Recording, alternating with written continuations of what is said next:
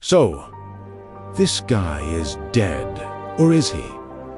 In 2008, a man in Illinois was crushed beneath a truck in a fiery garage explosion. The body was burned. The wallet matched. The clothes matched. The insurance policy, $6 million. Case closed. Except the dead man wasn't who everyone thought he was. Tonight, on Crime Line, we break down the disturbing true story of a man who tried to escape $400,000 in debt by faking his own death. But in order to disappear, someone else had to die. Meet Sari, 39 years old, living in Illinois, married, running a construction business. On the surface, he looks like a typical hard-working American contractor. But beneath that surface, financial disaster. Ari loves diesel truck pulling, an expensive hobby involving high-performance modified trucks. It's loud, competitive, and extremely costly. And Ari keeps spending, even when the money isn't there. Then 2008 hits. The housing market crashes. Construction dries up. Contracts vanish. His business collapses. And suddenly, Ari is nearly $400,000 in debt. Creditors are calling, bills are stacking, assets are shrinking. East trap it.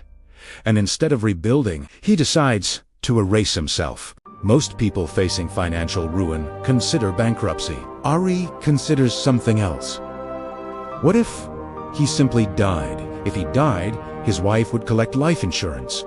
Debts would vanish, and he could start over under a new identity. It sounds insane, but to Ari, it sounds perfect. He tells his wife Denise about the idea. And shockingly, she doesn't stop him. Soon after, Ari purchases a $6 million life insurance policy. That number isn't random. It's enough to cover his debt, fund a new life, create financial security forever. All he has to do is disappear convincingly.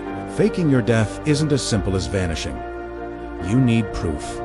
You need a body. And that's where the plan turns from fraud to murder. Investigators later believe Ari began searching for someone who resembled him. Similar height, similar build, similar age range. Someone whose remains could pass, especially after severe damage. He approaches men through construction job offers, promises, big money, private work, cash opportunities. Eventually, he meets 20-year-old Justin. Justin works at Home Depot. Young, ambitious, trusting. Ari offers him significantly more income to come work for him. Justin agrees to meet at Ari's property, and that decision would cost him his life. Days later, emergency calls come in. There's a fire at Ari's garage. Flames, smoke, chaos. Firefighters arrive. Inside, they find a body beneath a truck, severely burned, crushed, unrecognizable. The clothing matches Ari's. His wallet is there.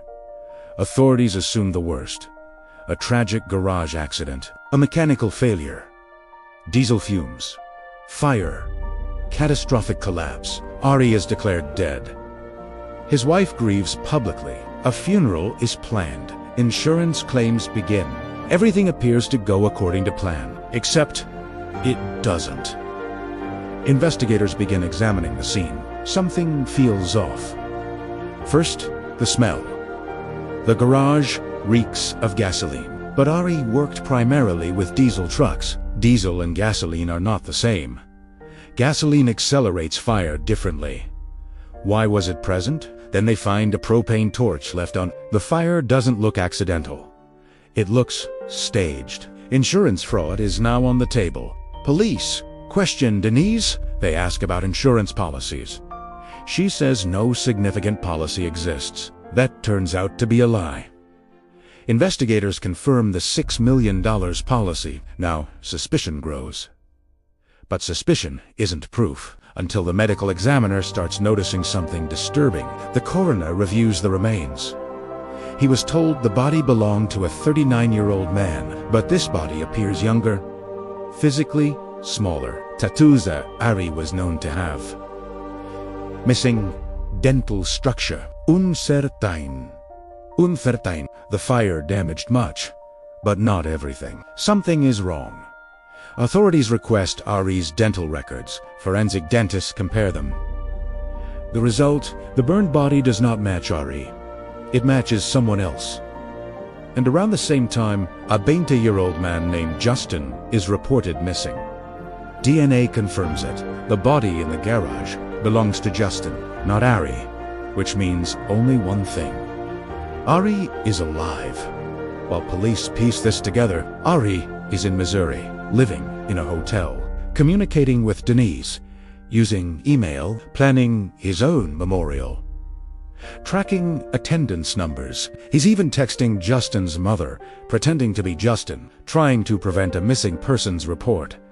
It's manipulation layered on manipulation, but once DNA confirms Justin's identity, the hunt begins. Police circulate alerts. Justin's car is located in Missouri, parked outside a hotel. Officers trace it to a specific room. They knock, no answer. Inside, Ari knows it's over. There will be no new life, no fresh start, no clean escape. Cornered, he takes his own life before police can enter. The man who tried to cheat death. DS4 real investigators examined Denise's role. She knew about the insurance. She communicated with him while he hid, but proving involvement in the murder itself, that's another matter. Authorities never find enough evidence tying her directly to the killing. She is not charged with murder. The case leaves lingering questions. How much did she know? How far was she willing to go? Some answers remain buried with Ari. This case isn't just about insurance fraud. It's about identity collapse. When Ari lost his business, he didn't just lose money. He lost status, pride, masculinity, control. For some personalities, failure feels like annihilation, and instead of rebuilding, they attempt total reset. The fantasy of starting over is powerful. New name, new state, no debt, no past. But that fantasy required something monstrous. A human sacrifice. Justin wasn't random. He was vulnerable, trusting, chasing opportunity, and he walked into a trap set by a desperate man trying to outrun his own mistakes. Ari believed he had created the perfect crime, staged accident, financial motive disguised, burned remains, identity switch, cross-state escape. But crimes involving identity almost always unravel, because the human body tells the truth. Teeth, DNA, bone density. Science doesn't care about your plan. In the end, Arez's downfall wasn't dramatic police genius. It was forensic patience. He thought he could die on paper and live in secret. Instead, an innocent 20-year-old lost his life. A family lost their son. And the man who tried to outsmart everyone couldn't outsmart evidence.